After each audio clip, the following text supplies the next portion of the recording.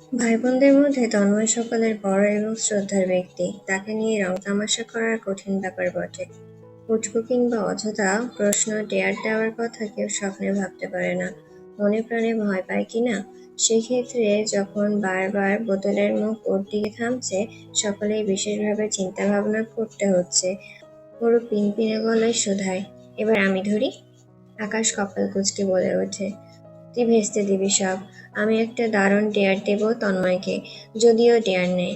কিন্তু আমি তো একবার ধরার চান্স পেলাম না ভাইয়া। অরুর গলায় একরাশ অভিমান। সাবিহা আর চোখে নিজের ভাইয়ের দিকে চায়। তন্ময়ও অভিমানী অরুর পানে চেয়ে। নিশ্চয়ই সেও চাচ্ছে অরু প্রশ্ন করুক। ভাইয়ের মনে রাখতে সাবিয়া আকাশের পিঠে চাপড় মেরে বলে, ভাইয়া তুই চুপ কর, এবার আমাদের অরুরানী ধরবে, ধর ধর। অরুর মুখশ্রী উজ্জ্বল হয়ে ওঠে, খুশিতে গদগদ কণ্ঠে বলে, ধরছি তাহলে, হ্যাঁ। তন্ময় ভাই, আপনি রেডি? রুবি শব্দ করে হেসে বলে, ভাইয়া কি ফুটবল খেলতে যাবে যে তৈরি হতে হবে? তুই ধর। ওর খুশিতে ব্যাঘাত ঘটল না। মনের মধ্যে আকাশ কুসুম চিন্তা ভাবনা করে চোখ মুখে প্রত্যাশা নিয়ে শোধায়, ট্রুথ নাকি ডেয়ার? তন্ময় কিছুটা আগ্রহী বটে, অবশ্য মনে প্রাণে সে জানে ওর কেমন প্রশ্ন করতে পারে, তবুও বিশেষ ভাবল না। বোকা ওর গদগদ কণ্ঠে জবাব দেয়, ট্রুথ।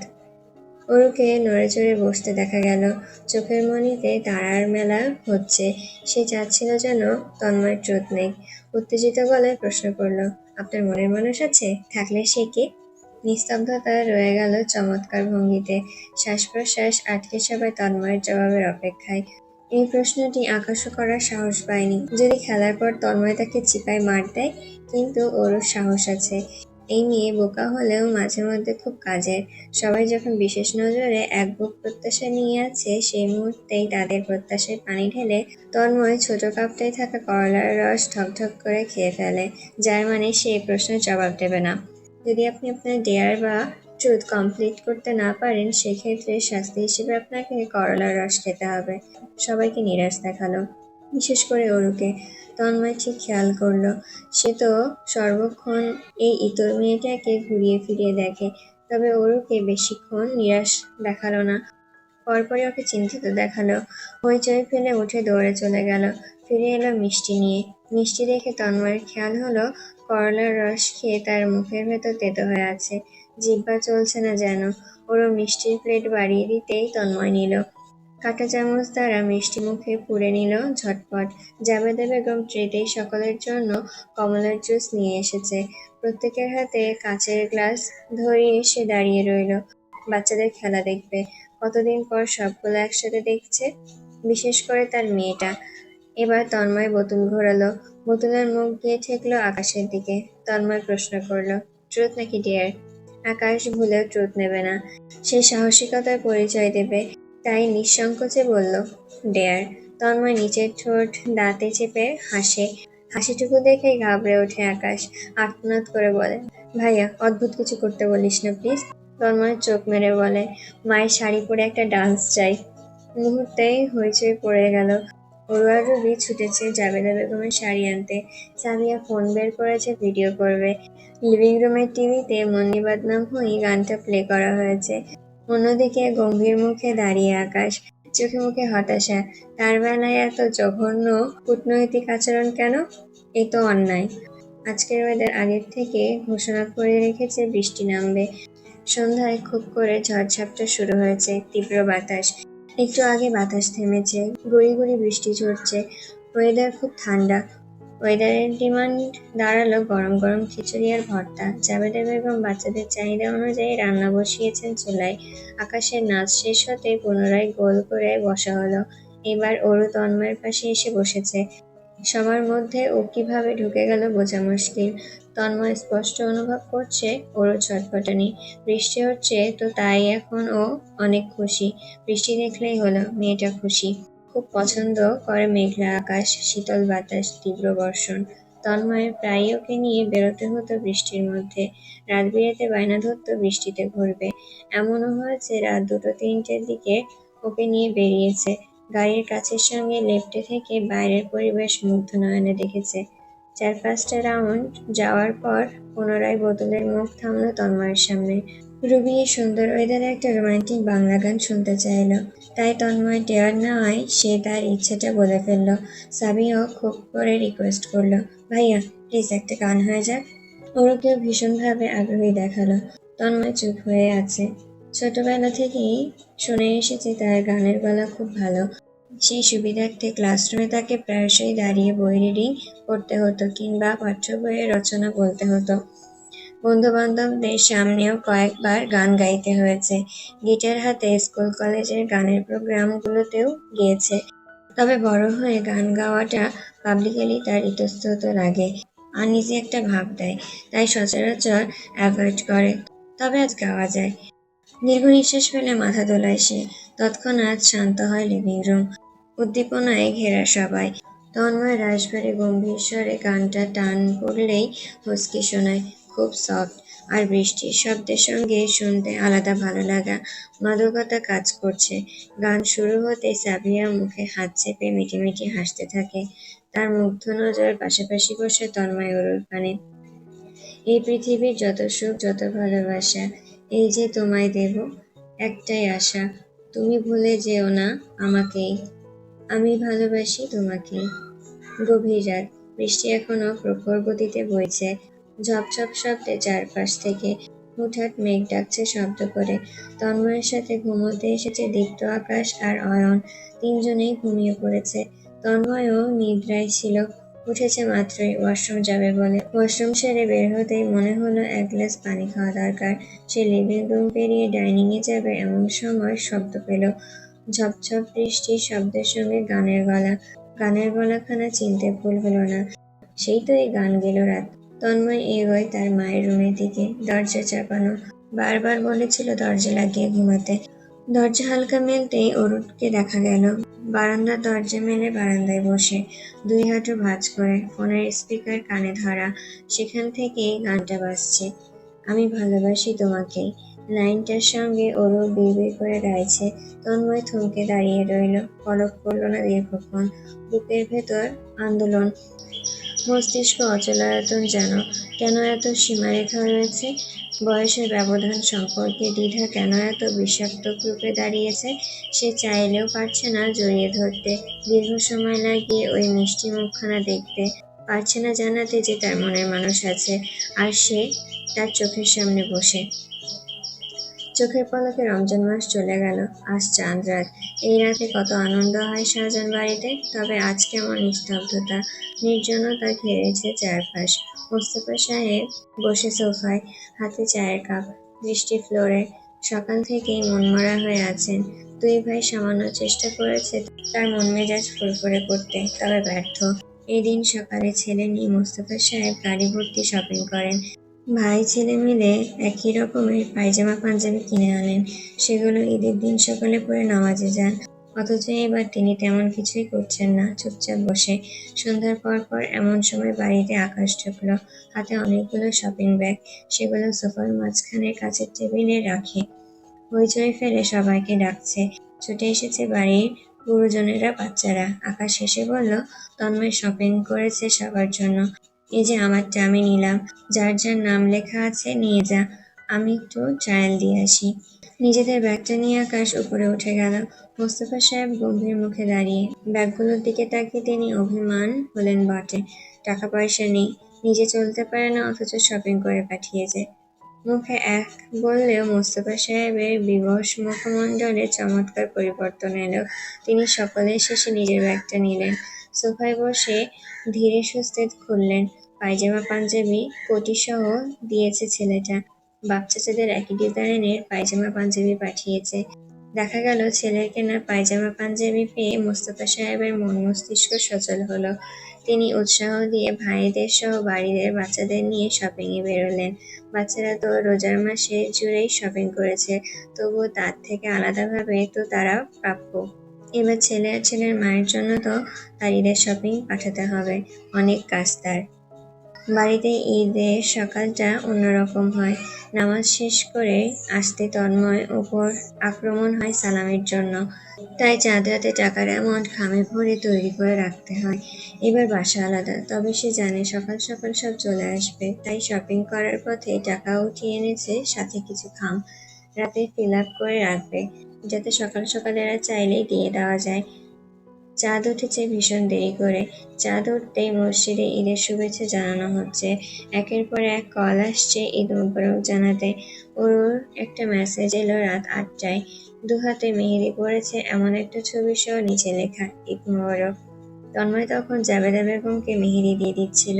এক হাতে মায়ের মেহেদি পরা হাতের ছবি তুলে পাঠিয়ে সেও লিখল ঈদ মোবারক। হাতঘড়িতে রাত ১টা ৩০। এই সময় দৈনিক রাতে চারপাশে নিস্তব্ধতা ঘেরা থাকে। তবে আজ ভিন্ন। এতটা রাত হলেও আজ চারিপাশে হইচই, বাচ্চাদের ছুটোছুটি, হই হুল্লোড়ে প্রকৃতি সতেজ। হঠাৎ আতশবোমা আকাশে ছুড়ে মারা হচ্ছে। কালারফুল সব রঙের মেলা আসমান জুড়ে। তন্ময় এই ভাড়া বাড়ির ছাদে সচরাচর ওঠে না। শেষ উঠেছিল অরুকে নিয়ে। তারপর আজ চাঁদ রাতের বেলায় আসা।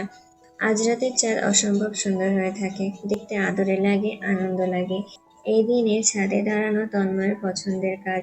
তাদের বাড়ি হলে তার পিছু পিছু সবাই থাকতো, সাবিয়া, রুবি, অরু, দীপ্ত, আকাশ, সব। চেয়ার গোলাকার করে পেতে সকল রকম নাস্তা দিয়ে ভরিয়ে ফেলতো। খেত সেই সব আর আড্ডা দিত। মিউজিক ছেড়ে নিত লাউড স্পিকারে। গরম গরম কফি থেকে এখনো ধোঁয়া উঠছে। তেতো তেতো একটা ঘ্রাণ নাকে এসে ছুঁয়ে দিচ্ছে। কফিটা তন্ময় তেতোই খায়। সুগার আর মিল্ক অতি সামান্য ব্যবহার করে। তার এই তেতো কফি বাড়ির কেউই খেতে পারে না। ওরও তো একবার খেয়ে বমি করতে করতে হয়রান। ওর আবার সুইট টুথ, ভীষণ মিষ্টি ভীষণ পছন্দের। ভালোভাবে খেয়াল করলে বোঝা যায় ওরও আর সে সম্পূর্ণ বিপরীত ধাঁচের মানুষ। কোনো কিছুই তাদের কমন নেই। এর জন্যই হয়তো বলা হয় মানুষ নিজের বিপরীত চরিত্রের মানুষের প্রেমেই পড়ে। ফোন বাজে। বাহাতে সেলফোন বের করে তন্ময়। স্ক্রিনে মাহিনের কল ভেসে এসেছে। কফির মগে চুমুক দিয়ে কল রিসিভ করে। কানে চাপতে মাহিন চেঁচিয়ে ওঠে, দোস্ত। হুম। কোথায় তুই? তোদের বাসার নিচে। তুই বাসায় তো? ডট নিয়ে এসেছি উইথ চিকেন। আন্টি কোথায় একটু দেখ। দরজাটা ধীরে খুলবি, আমি দৌড়ে তোর রুমে। আন্টি দেখলে ঝাড়ু মারবে কপালে। তন্ময় নিঃশব্দে হাসে, বলে, ছাদে আয়। তুই ছাদে? দাঁড়া আসছি। তন্ময় উঁকি মারে নিচে। ওই তো মাহিনের গাড়ি দাঁড়িয়ে। গাড়িটা এইভাবে রাস্তায় পার্ক করে এসেছে, ছেলেটা শুধরাবে না। কেউ যদি ডাক নেয় এখন। মিনিট পাঁচেকের মধ্যে দৌড়ে উপরে আসে মাহিন। হাফ প্যান্ট আর টি শার্ট পরেই চলে এসেছে। তন্ময়ের কাঁধে শক্ত করে বাহু রাখে। শব্দ করে বলে, দোস্ত ঈদ মোবারক। ফোনে না বললি একবার? কোথায় লেখা একবার বলা যাবে, দুবার না? আচ্ছা, ঈদ মোবারক। আয় আয়। চিকেন ঠান্ডা হলে আর মজা নেই। ডট গরম হলে তেজ নেই। দুইজন বেঞ্চে বসলো। তন্ময় টাইগার প্রিন্টের হাফ প্যান্ট পরা, বাহুতে কালো শার্ট জড়ানো। টি শার্ট সব জাবেদা বেগম ধুয়ে দিয়েছেন, তাই আজ শার্ট পরেই থাকতে হচ্ছে। বাড়িতে কমফোর্টনেস নেই, আর তন্ময় টি শার্ট বেশি কমফোর্ট ফিল করে। মাহি চিকেনগুলো বের করে। ডট একটা তন্ময়ের হাতে ধরিয়ে দিয়ে আরেকটায় খুলে চুমুক কষায়। চিকেনের ঘ্রাণে চারপাশ মোমো করছে। ডট হাতে তন্ময় ধীর গলায় শোধায়, বাকিরা কোথায়? মাহিন ব্যস্ত মুখে একটা চিকেন চিবোতে শুরু করে। বলি নাই, বাবার সাথে কথা কাটাকাটি করে চলে এসেছি। তন্ময় পুনরায় পকেটে হাত দেয় ফোন বের করতে। প্রশ্ন করে, বিয়ে নিয়ে তর্ক করেছিস? আর বলিস না। তার আমার বিয়ে নিয়ে অনেক মাথা ব্যথা। নিজে বিয়ে শাদী করে যৌবন শেষ করেছে, এখন আমার পিছনে পড়েছে। ইতিমধ্যে তন্ময় কল করেছে। রিয়ান সবার পূর্বে কলে ঢুকলো। থমথমে গলায় বলল, এটা ঈদ না অন্য কিছু রে ভাই, কোনো আনন্দ নাই। তোরা কই? কেউ আমারে এসে একটু নিয়ে যা, ভালো লাগতেছে না। মাহিন রসিকতার সুরে বলল, তুই কি লেডি যে তোরে নিয়ে আনতে হইব? আইসা পর। সৈয়দও কলে জয়েন্ট করেছে। ও অবাক কণ্ঠে বলে, আমারে ছাড়া তোরা দুজন একসাথে কি করস? প্রেমের সবারে হাবুডুবু খেলি। খেলতে চাইলে আয়। খেলমু না মানে? ফোর্থ সিকোয়েন্স খেলমু। ওপাশে তাড়াহুড়ো পায়ের শব্দ শোনা যাচ্ছে। ওরা হয়তো বেরোনোর জন্য তৈরি। রিয়ান চেঁচিয়ে ওঠে, আইতাছি দাঁড়া। দাঁড়াইতে পারবো না। বইসে চিকেন খাই, with dot and without you. এই তন্ময়, ওরে থামা দোস্ত, আমার মাথা তো গরম কইরা ফেলতাছে। আধা ঘন্টার মধ্যে সোহিনীবাদে সবাই হাজির। ওরা হয়তো উড়োজাহাজে করে এসেছে। একটা বড় বড় শ্বাস ফেলছে সিঁড়ি বেয়ে ওঠায়। লিফটের জন্য ওয়েট করেনি। সবাই একত্রে বসে আড্ডায় মশগুল। চাঁদ রাতে তাদের হাসি হাসি শব্দ রিমঝিম করছে সম্পূর্ণ ছাদ। রিয়ান হুট করে বলে ওঠে, ভাবিরে তো ঈদ মোবারক জানাইলাম না। তন্ময়, একটা কল দে, ওর সাথে কথা বলি। দরকার নেই। তন্ময় তো দেবে না বলেই ঠাঁই হয়ে আছে। কিন্তু এবার থামাথামি নেই রেয়ান মাহিনের। দুজন যখন বারংবার আবদার করছে সে সময় শান্তশিষ্ট সৈয়দও বলে, কল দে না, ওর সাথে মিটো তো এই অবধি করালি না। আমাদের কি ইচ্ছে হতে পারে না ওকে দেখার? জানিস তোর মুখে ওর ওই কিউট কিউট কাহানি শুনে কত আনন্দ পাই। আমি তো মরে যাওয়ার আগে একবার অন্তত তোদের পাশাপাশি দেখতে চাচ্ছি। মাহিনও সুরে সুর মেলায়, দোস্ত মুখে লাগাম রাখুন, কোনো বাজে কথা বলবো না, কল দে না। ওদের কন্টিনিউয়াস খাওয়ানো শুনে তন্ময় দীর্ঘ নিঃশ্বাস ফেলে। পেরে না উঠে অবশেষে ফোন বের করে কল লাগায়। ঘুমিয়েছে নাকি মেয়েটা কে জানে, অবশ্য আজ ঘুমানোর কথা নয়। ও টই টই করে সম্পূর্ণ বাড়ি ঘুরছে। কল কানেক্ট হলো মুহূর্তেই। মাহিন ইশারায় লাউড স্পিকার দিতে বলল। তন্ময় অসহায় ভঙ্গিতে দিল। উপর থেকে ওর চিকন মেয়েলি উত্তেজিত গলার স্বর শুনল। হ্যালো তন্ময় ভাই। ঘুমাসনি? আমার চোখে ঘুম নেই। আজ তো আমরা সবাই আপনাকে বড় মাকে মিস করছি। মিস করবো না? এটাই তো প্রথম ঈদ আমাদের আলাদাভাবে। আপনি মিস করছেন? নাহিন জল চোখে চেয়ে ওর হাত রেহানের হাতে। দুজন দুজনের সাথে লেপ্টে তন্ময়ের দিকে তাকিয়ে যেন কোনো রোমান্টিক সিন দেখছে। তন্ময় হালকা কেশে বলল, তুই বাদে সবাইকে করছি। ওর গলার স্বর বেড়ে গেল। কেন কেন? আমাকে কেন মিস করছেন না? হয়তো আমি একটু মেসি, একটু অদ্ভুত, আপনাকে খুব বিরক্ত করি, তাই বলে মিস করবেন না? বন্ধু বান্ধবদের কার্যকলাপ দেখে তন্ময় থামলো। ওদের সামনে কথা বলা যাবে না, তাই কথা ঘুরিয়ে প্রশ্ন করলো, কই তুই? আমার বারান্দায়। আচ্ছা শোন, আমার বন্ধুরা একটু কথা বলবে তোর সাথে। কথা বলবি? চমকানো ওরও জবাব দিতে পারলো না। এর পূর্বেই মাহিন কেড়ে ফোন নিয়ে নিল। অস্পষ্ট গলায় সালাম জানালো, আসসালামু আলাইকুম। ওরু, তুমি কেমন আছো? থেমে থেমে অপ্রস্তুত ওরও জবাব এলো, ওয়ালাইকুম আসসালাম ভাইয়া, আমি ভালো আছি, আপনি ভালো আছেন? জবাব দিল রেয়ান, আলহামদুলিল্লাহ আলহামদুলিল্লাহ, ঈদ মুবারক ওরু। মাহিনও চেঁচালো, ঈদ মুবারক। এবার হাসির শব্দ শুনলো ওপাশ থেকে। ওরও হেসে হেসে বলল, ঈদ মুবারক ভাইয়া। আরো কিছু বলার পূর্বে তন্ময় ফোন কেড়ে নিয়ে কেটে দিল। বুকের ভেতর তার ড্রাম বাজছে। ওরও এভাবেই ভীষণ এগিয়ে তার দিকে। যদি কোনো ইঙ্গিত পেয়ে বসে তাহলে এবার মাথায় উঠে নাচবে। আর তার বন্ধু বান্ধবদের মুখে তো পিএইচডি করা, কি না কি বলে ফেলে, রিস্ক নেওয়া যাবে না। সূর্যের সংস্পর্শে নয়নজোড়া যেতেই তন্ময়ের নিদ্রা কাটল। দরজায় টোকা পড়েছে, জাবেদা বেগম ডাকছেন। তন্ময় উঠে বসল। দেওয়াল ঘড়িতে ৮টার ঘরে ঘুরছে। ঈদের নামাজে যাবে বলে তৎক্ষণাৎ উঠে গেল। গোসল নিয়ে বেরোতেই নাকে খাবারের সুবাস ভেসে এলো। জাবেদা বেগম কাচের বাটিতে গরুর মাংস, গরম সেমাই নিয়ে এসেছেন। আদুরে গলায় বললেন, খেয়ে দেখ তো সব ঠিকঠাক আছে নাকি। তন্ময় এক চামচ খেয়ে প্রশংসা করল, সবসময়ের মতোই সুস্বাদু। এসে জাবেদা বেগম পুনরায় রান্নাঘরে ঢুকলেন। তন্ময় রুমে যায় তৈরি হতে। কিছুক্ষণ শপিং ব্যাগটার পানে তাকিয়ে থাকে। মোস্তফা সাহেব পাঠিয়েছেন এটা। তন্ময় গতকাল রাতে খুলে দেখেছে। সাদা পায়জামা পাঞ্জাবি সেট, কালো কোটি দিয়ে, কালো জুতো পাঠিয়ে দিয়েছেন। তন্ময় তার বাবার দেওয়া পায়জামা পাঞ্জাবি পরল শেষ মুহূর্তেই। শরীরের আতর আর চোখে সুরমা দিল। হাতে সাদা মাথায় টুপি নিয়ে বেরোলো। জাবেদা বেগম ছেলেকে দেখে মুগ্ধ হলেন। লম্বা তন্ময়ের মাথায় টেনে কপালে চুমু খেলেন। বাচ্চাদের আসতে বলিস। আচ্ছা বলবো। বাবা চাচাদের সাথে সাধারণত তাদের এরিয়ায় জনপ্রিয় মসজিদে নামাজ আদায় করে। আজও সেখানেই রওনা হলো। তার মন বলছে মোস্তফা সাহেব সেখানেই দাঁড়িয়ে, হয়তো হলেও তাই। মোস্তফা সাহেব, আনোয়ার সাহেব, অলি সাহেব, আকাশ এবং দীপ্ত পায়জামা পাঞ্জাবি পরে টুপি মাথায় দাঁড়িয়ে। তার দেওয়া কাপড় চোপড় পরেছে সবাই। তন্ময়কে দেখেই দীপ্ত ছুটে এসে লাফিয়ে কোলে চড়ল। আনোয়ার সাহেবও হেসে হেসে ডাকলেন। ভাইপোর সাথে কোলাকুলি করলেন। তাদের ঘিরে আছে এলাকার চেনা জানা বেশ কিছু ভদ্রলোক। একসময় বাবার পাশে গিয়ে দাঁড়ালো তন্ময়। ভীষণ গম্ভীর কণ্ঠে মিনমিন গলায় বলল, ঈদ মোবারক। পরপর দীপ্তকে নিয়ে মসজিদে ঢুকলো। মোস্তফা সাহেব হাসলেন। তিনিও ঈদ মোবারক বিড়বিড় করে আওড়ালেন।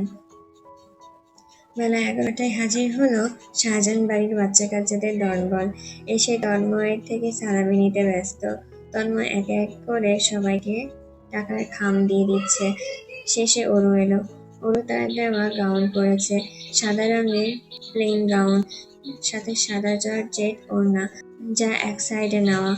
সেই সাথে সুন্দর করে সেজেছে, চুলগুলো কার্ল করে খুলে রেখেছে। আজ কাজলও করেছে ডার্ক করে। পরিপাটি এই অরুকে তন্ময় কয়েকবার দেখলো এবং ইচ্ছে করলো না খামটা তাড়াতাড়ি দিতে, একটু ঘুরিয়ে ফিরিয়ে দেবে যাতে ওর চোখের সামনে কিছুক্ষণ থাকে। সে কারণ ধরেই প্রশ্ন করলো, কি সমস্যা? আমার সালামি? তোর কিসের সালামি? ওর চোখ বড় বড় করে ফেললো। আমার খাম কোথায়? তন্ময় উঠে দাঁড়ালো, আয়নার সামনে চুল ঠিক করার ভঙ্গিতে বলল, নেই। হ্যাঁ, দিন আমার খাম তাড়াতাড়ি। তন্ময় কিছুক্ষণ ভাবলো। সালাম করেছিস যে সালামি দিব? এই কথা এক্ষুনি করছি। ওর সুন্দরভাবে সোজাসাপটা হয়ে দাঁড়ালো, ভদ্র সুশীল ভঙ্গিতে বলল, আসসালামু আলাইকুম তন্ময় ভাইয়া, দিন এবার। তন্ময় অগোচরে হাসলো, গম্ভীর হওয়ার নাটক করে বলল, হয়নি। এক কাজ কর, 1 প্লেট বিরিয়ানি নিয়ে আয়, তারপর দেখি। তন্ময় নাক ফোলালো, অভিমানী গলায় বলল, লাগবে না সালামি। হনহনিয়ে চলে যেতে নিচ্ছিল, তন্ময় দ্রুত হাত টেনে ধরল, দাঁড়া দাঁড়া দিচ্ছি। ওর হেসে উঠল, সালামির খাম পেয়ে খুশিতে সে আসমানের সপ্তমে। নিজেকে ঘুরিয়ে ফিরিয়ে ড্রেস দেখিয়ে শোধালো, কেমন লাগছে? তন্ময় শুধু তাকিয়ে রইল, কিছু বলছে না দেখে ওরও কিছুক্ষণ লাজুক ভঙ্গিতে দাঁড়িয়ে থাকলো, তারপর হুট করে ছুটে বেরিয়ে গেল। তন্ময় ওর যাওয়ার পানে তাকিয়ে বিড়বিড় করে বলল, আসমানের চাঁদের থেকেও সুন্দর। নিজেকে সবসময় নিয়ন্ত্রণে রাখা তন্ময় আজ একটু ব্যাকুল বটে। প্রেয়সীকে দেখার তৃষ্ণা তার মিটছে না। কতবার ঘুরিয়ে ফিরিয়ে ওরুকে দেখলেও তার হিসেব নেই। ওরও আজকে বড্ড বিরক্ত করছে। চুপটি করে এক জায়গায় একদণ্ড বসছে না। পুরো ফ্ল্যাট জুড়ে ওর বিচরণ। একটু তার সামনে বসলে কি সমস্যা? বসুক চুপটি করে, তন্ময় লুকিয়ে অগোচরে দেখবে। লিভিং রুমের সোফায় এমন টেবিল ল্যাম্পের মতন সে বসে কার জন্য? ওর জন্যই তো, নাহলে তন্ময় নিজের রুমে থাকতো। টেলিভিশনের চ্যানেল পাল্টাতে নিতেই আর চোখে খেয়াল করলো প্লেট হাতে ওরা ছুটে আসছে। ও পাশ দিয়ে না গিয়ে ঠিক তার সামনে দিয়ে যাবে। এবার তন্ময় অজান্তে একটু অদ্ভুত কাজ করে বসলো, ডান পাখানা হঠাৎ মেলে দিল। ওরা ছুটে গিয়ে তার পায়ের সঙ্গে হোঁচট খেলো, গিয়ে পড়লো তন্ময়ের উপর। হঠাৎ গভীর সংস্পর্শে এসে তন্ময় কিংকর্তব্য বিমূঢ়। ওতপ্রোতভাবে জড়িয়ে আবিষ্কার করলো মস্তিষ্ক থেমে আছে। হাত জোড়া দ্রুতবেগে ওরুকে সামলাতে গিয়ে পড়ল ওরুর কোমরে। এমনটা মোটেও প্রত্যাশা করেনি। বুঝতেই পারেনি ওরু এভাবে তার উপর পড়বে। এই বিষয়টা মস্তিষ্কে ছিল না। লোকলজ্জায় এক অবস্থায় পড়ে ওরু হতভম্ব। লজ্জাজনক এক অবস্থায় পড়ে ওরও হতভম্ব। হাঁসফাঁস মাথা তুলে তাকাতেই তন্ময়ের ছন্নছাড়া উদ্গ্রীব দৃষ্টিতে দৃষ্টি নিবদ্ধ হলো। সেভাবে দ্রুত উঠতে নিয়ে আরেকবার পড়ল। তৎক্ষণাৎ করুণ গলায় বারংবার সরি বলে চলল। ওরও হন্তদন্ত ভঙ্গিতে উঠে আসলো, এক দৌড়ে চলে গেল, রেখে গেল তাজ্জব তন্ময়কে একা। তন্ময় দীর্ঘক্ষণ সেভাবে বসে। কিছুক্ষণ শ্বাস-প্রশ্বাসও চলাচল হতে বিরত ছিল। মস্তিষ্ক সচল হতে দীর্ঘশ্বাস নিয়ে ফেলল। গলাটা শুকিয়ে গেল, পানি খাওয়া দরকার। ভেতরটা এমন শব্দ করছে কেন? মনে হচ্ছে তার এই দ্রুত বেগে চলা হার্টবিট পুরো এলাকা শুনতে পাবে। চোখ জোড়া বন্ধ করতেই ওই নরম শরীরের সংস্পর্শে দৃষ্টি চোখের সামনে ভেসে উঠল। চটজলদি উঠে নিজের রুমে চলে এলো। সোজা বারান্দায় গিয়ে দাঁড়ালো। দম বন্ধ হয়ে আসছিল। প্রকৃতির বাতাস দীর্ঘক্ষণ উপভোগ করেই শান্ত হলো। তারপর নিজের পায়ের দিকে নজর দিল। ইচ্ছে করছে পাটা ভেঙে ফেলতে। তখন কেন অমন বিশ্রী কাজটা করলো? ওরও নিশ্চয়ই ভয় পেয়েছে। হাইপান্ন হয়ে পড়ে মেয়েটা। ওর কথা ভাবতেই তন্ময় সিদ্ধান্ত নিল ঘুরতে বেরোবে সবাইকে নিয়ে, মাইন্ড ফ্রেশ হবে। এভাবেও ওরা ঈদের দিন ঘুরতে যাওয়ার জন্য মরিয়া হয়ে থাকে। সেই সকাল থেকে ঘ্যান ঘ্যান করছিল বেরোবার জন্য। সাবিয়া জাবেদা বেগমের রুম থেকে বেরিয়ে এলো তন্ময়ের রুমে, করুণ গলায় শোধালো, বিকেল তো হতে চলল, নিয়ে যাবে না? নিচে গাড়িও পাঠিয়েছে বাবা, চলো না ভাইয়া। 5 মিনিটের মধ্যে সবাই নিচে নাম, আসছি। সাবিয়ার চোখ মুখ উজ্জ্বল হলো। রুবি, ওরও, দীপ্ত ওদেরকে ডাকতে ডাকতে ছুটে বেরিয়েছে। তন্ময় এতক্ষণ পায়জামা পাঞ্জাবি পরিবর্তন করে ফেলেছে। এবার কালো পাঞ্জাবি পরেছে সাদা পায়জামার সাথে। সিলভার রঙের বড় হাত ঘড়িটা পরেছে। সেট করা চুলে আরেকবার ব্রাশ ছুড়ল। পারফিউম শরীরে স্প্রে করেছে। ও সময় দীপ্ত এলো দ্রুত পায়ে। ছোটখাটো স্বাস্থ্যবান দীপ্ত কোকড়া চুলগুলো ঝুলিয়ে বলল, ভাই আমার চুল করে সেট করে দাও প্লিজ। তন্ময় হেয়ার স্প্রে হাতে নিল। দীপ্তর চুলে মেরে চুলগুলো আঁচড়ে পরিপাটি করে দিল। দীপ্ত সরল সুন্দর হেসে আরেকবার আবদার করল, পারফিউম প্লিজ। তন্ময় পারফিউমও ওর শরীরে স্প্রে করে দিল। নিজেকে শুকতে শুকতে দীপ্ত ছটফট করে বলতে থাকলো, এই পারফিউম আমার খুব ফেভারিট। শুধু আমার না, ওরও আপুরও। ওরও অবাক হলো বটে, ভীষণ আগ্রহ নিয়ে শোধালো, তুই কিভাবে জানলি? জানবো না? আমি যখনই এই পারফিউম দিই ওর আপু রাগ হয়। রাগে গলায় বলে, দিতে না। এটা শুধু তন্ময় ভাইয়ের পারফিউম, শুধু সেই দেবে, এসব বলে। আবার লুকিয়ে এই পারফিউমের ঘ্রাণও শোকে। তন্ময় হেসে কথা ঘুরিয়ে ফেলে, যা দেখ সবার হয়েছে কিনা। আচ্ছা। মানিব্যাগ, সেলফোন পাঞ্জাবির পকেটে ভরে বের হয়ে গেল। কেউ নেই লিভিং রুমে। সবগুলো জাবেদা বেগমের রুমে হইচই করছে। তন্ময় তাদের নিচে নামতে বলে বেরিয়ে আসে। লিফট নামছে দেখে দ্রুত নাম্বার টিপেছে। Ground floor. তাদের ফ্ল্যাটে নামতে দরজা খুলল। ভেতরে একজন উপস্থিত। তন্ময় তেমন খেয়াল করেনি ভেতরে ঢুকতে। দরজা লাগাবে ওই সময় ছুটে আসতে দেখে দীপ্তকে। তাই পা বাড়িয়ে লিফট আটকায়। দীপ্ত হেসে হেসে ঢুকে তন্ময়ের পাশে দাঁড়ায়। দুহাতে বড় ভাইয়ের হাত ধরে রাখে। কই মাছের মতন নাচতে নাচতে শোধায়, আমরা কোথায় যাচ্ছি ভাইয়া? কোথায় যেতে যাচ্ছে আমাদের Dipto? I like to watch sea. Sea? একদিনের মধ্যে গিয়ে সি তো দেখে ফেরা হবে না। আজ অন্য কোথাও যাই, পরের বার সমুদ্র ট্রিপে যাব, ওকে? ওকে, তাহলে অন্য কোথাও কই যাচ্ছি?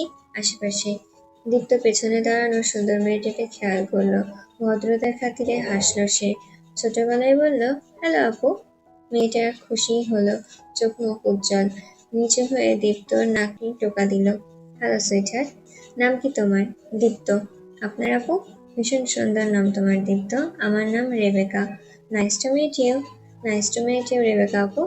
রেবেকা মুগ্ধ হয়। বড় ভাইয়ের মতন ছোট ভাইও মুগ্ধকর। রেবেকা আর একবার লম্বাটে তন্ময়ের দিকে তাকায়। লিফট থামতেই বেরোয় তিনজন। দীপ্ত এখনো এটা সেটা নিয়ে কথাবার্তা বলছে রেবেকার সঙ্গে। তন্ময় বাঁ হাতে হাত ধরে দীপ্তর। গাড়ির সামনে এসে পাঞ্জাবির পকেটে হাত ঢোকালো। সাবিয়া চাবি দিয়ে গিয়েছিল, কিন্তু সে আনতে ভুলে গেছে। দীপ্ত খেয়াল করে বলল, ভাই আমি নিয়ে আসি? আচ্ছা তাড়াতাড়ি এসো। দীপ্ত যেতেই তন্ময় খেয়াল করলো মেয়েটা এখনো দাঁড়িয়ে। অপ্রস্তুত রেবেকা বলল, হ্যালো, আমি রেবেকা, 6th ফ্লোরের। হ্যালো। তন্ময় ভদ্রতাসূচক মাথা দোলায়। সে সময় তার সেলফোন বেজে ওঠে। তন্ময় দেখে ইব্রাহিমের কল। এক্সকিউজ মি বলেই অদূরে এসে কল রিসিভ করে কথা বলায় ব্যস্ত হয়ে পড়ে। বন্ধুবান্ধব বেরোবার প্ল্যান করছে। তন্ময় জানালো সে রাতে ফ্রি, এখন বেরোচ্ছে। সেই হিসেব ধরে ইব্রাহিম বলল, তাহলে 12টার পর লং ড্রাইভে বেরোবো। আমি জানাচ্ছি বাকিদের। আচ্ছা। আই শোন, তোর ছুটি কয়দিন? 9 দিন। একটা ট্যুর দিলে কেমন হয়? মা বাসায় একা। ওপস, ভুলে গেছি। আচ্ছা রাখি। দীপ্ত চলে এসেছে। চাবি তন্ময়ের হাতে দিল। পেছনে সাবিয়া, ওরও, রুবিও হাজির। রেবেকা তখন নিজের গাড়ির সামনে। ঢুকবে ও সময় সাবিয়াকে দেখে হাসলো। তারা সেম ব্যাচের ছিল। ভালো খাতির আছে টুকটাক। সেই সুবাদে আলাপ করতে বসলো। তন্ময়ের ডাকে সাবিয়া বলল, পরে আলাপ হবে, এখন আসি। আচ্ছা। 300 ফিট একটি প্রাকৃতিক খোলামেলা রেস্টুরেন্ট খোলা হয়েছে কয়েক মাস আগে। দারুণ আকর্ষণীয়ভাবে সাজানো সম্পূর্ণ রেস্টুরেন্টটি। রাতের সময়টা বেশ আরামদায়ক অনুভব হয়। খোলা আসমানের নিচে ধ্যান মেরে বসে থাকা যায়। শীতল বাতাসে অন্তর ঠান্ডা হয়ে থাকে। রাতের বেলায় চাঁদের আকাশটাও ওখানে অমায়িক দেখায়। বাতাসে দোলা হরেক রকমের গাছের পাতাগুলো দেখেও অন্যরকম লাগে। বান্ধবীদের সাথে সাবিয়া এখানে গিয়েছিল 2বার। খুব করে মনে ধরেছে তার এই রেস্তোরাঁ।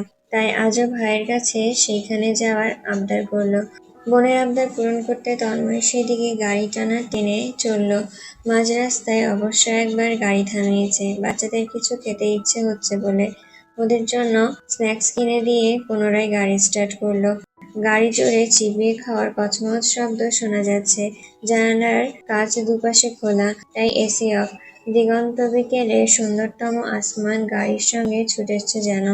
আরামদায়ক বাতাস ধেয়ে আসছে। ওরু কাঁচ নামানো জায়গাটুকুতে ডান হাত ফেলে সেথায় থুতনি চেপে একমনে বাইরে তাকিয়ে। দুপায়ে জুতাজোড়া খুলে সিটের ওপর গুটিসুটি মেরে বসে রয়েছে সে। এইভাবে সচরাচর বসে। তার দীঘল কালো চুল উঠছে। তন্ময় সেই দৃষ্টিতে অগোচরে দেখছে চোখের কালো সানগ্লাসে, তাই ধরা পড়ার একদম চান্স নেই। ড্রাইভিং এর ঠিক ওপরে থাকা ছোট্ট আয়নাখানা ওরুর দিকে তাক করা। ওরু যখন এদিকে এসে বসেছে তখনই ঘুরিয়ে নিয়েছে সে। এ সময় খেয়াল করলো ওরুর হাত বাইরে বের করেছে। একটা গাড়ি ক্রস করে গেলে কি হতে পারে ধারণা আছে নাদান মেয়েটার? কপাল কুঁচকে আসলো তন্ময়ের। ধমকানো গলায় চিন্তিত সুরে বলল, হাত ভেতরে নে। ওরু ঝটপট হাত গুটিয়ে নিল। যেন এই ধমক শোনার আশায় ছিল সে।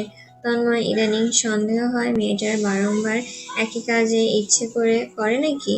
না হলে একই কাজের জন্য বারবার তাকে ধমকাতে কেন হয়? সে তো ধমকাতে চায় না, তাকে জোরপূর্বক বাধ্য করে। রাস্তায় জ্যাম আছে ভালোই, সঙ্গে মানুষের উৎপত্তি। গিজগিজ করছে লাখো মানুষের ভিড়। সেই সব ঠেলে পৌঁছাতে পৌঁছাতে সন্ধ্যা প্রায়। গাড়ি পার্কিং এ দারুণ সুযোগ রয়েছে। তন্ময় গাড়ি পার্ক করলো এক সাইড করে। সাবিয়া ইতিমধ্যে বেরিয়েছে। বড্ড খুশি সে।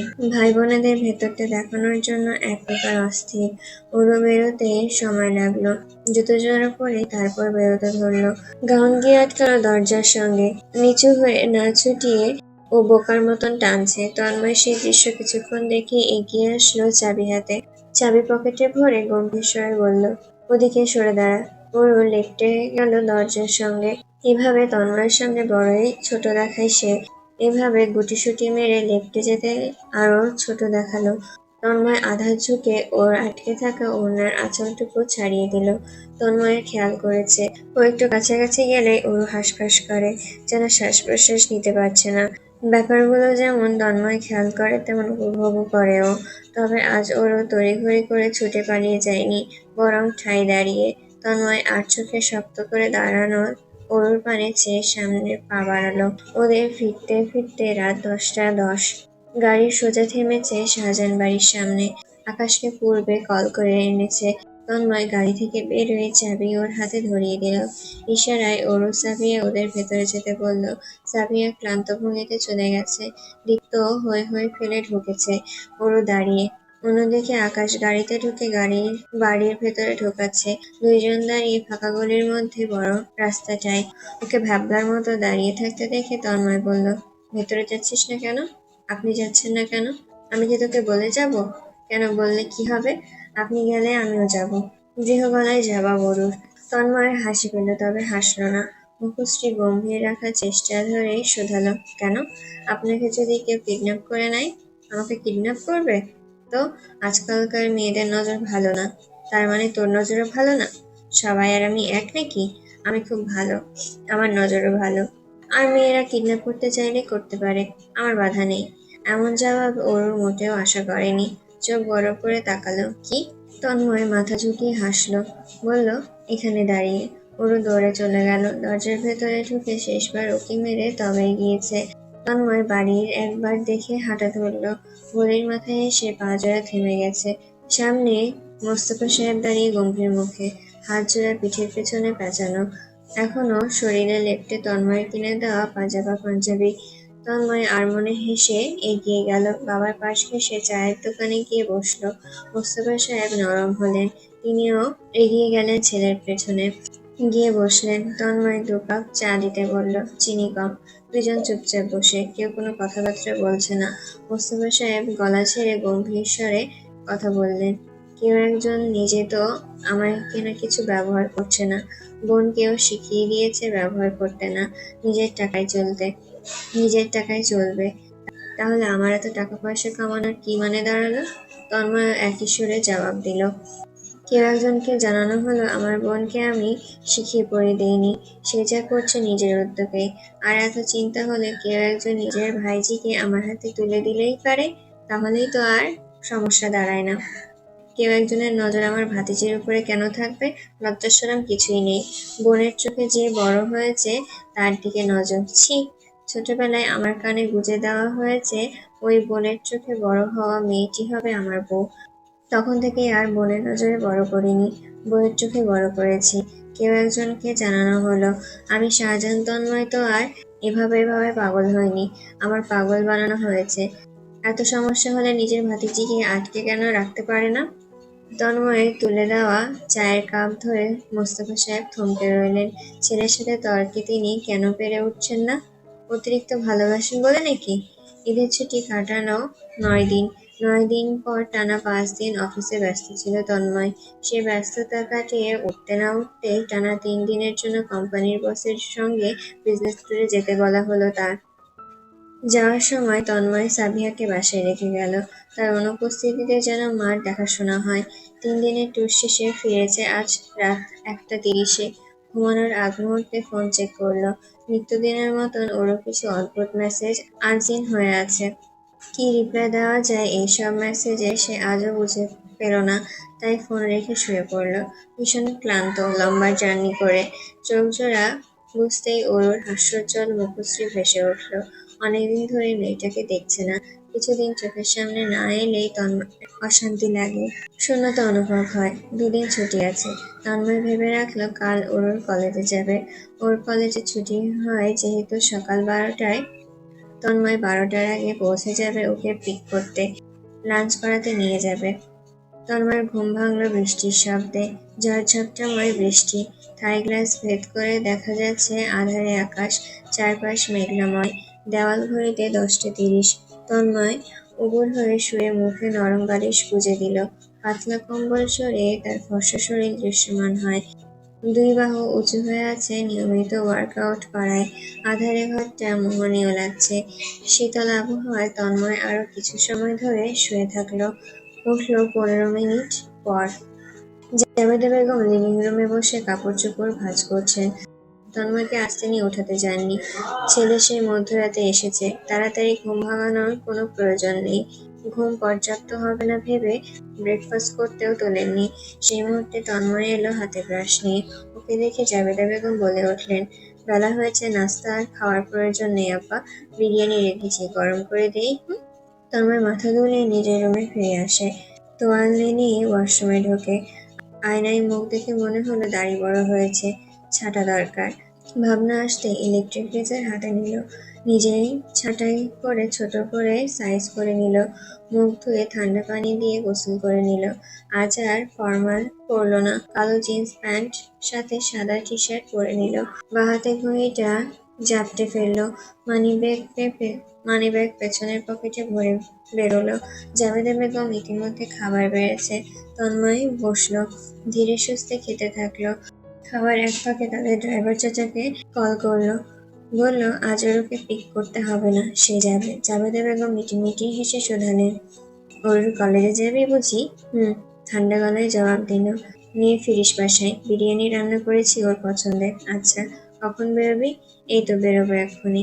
বাইরে তো ঝড়ো বৃষ্টি, এর মধ্যে যাবি? বলছি গাড়ি করে এখানে এসে নামতো। ঝড়ঝাপটা নেই এখন, বৃষ্টি শুধু। জাবেদা বেগম তবুও চিন্তিত।